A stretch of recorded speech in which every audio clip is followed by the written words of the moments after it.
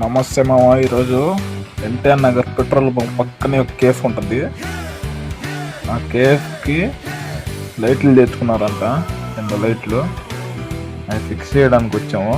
అట్లాగే fan బిగియాలని fan తెచ్చుంటే గత్తంట fan set చేసి fan కూడా బిగిచ్చేసాను. దాని తర్వాత లైట్లు సెట్ చేసి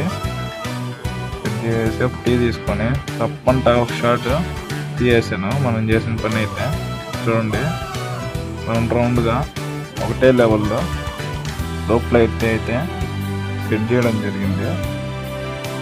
అవుట్పుట్ అయితే బాగా వస్తుందని ఎక్స్పెక్ట్ చేశా.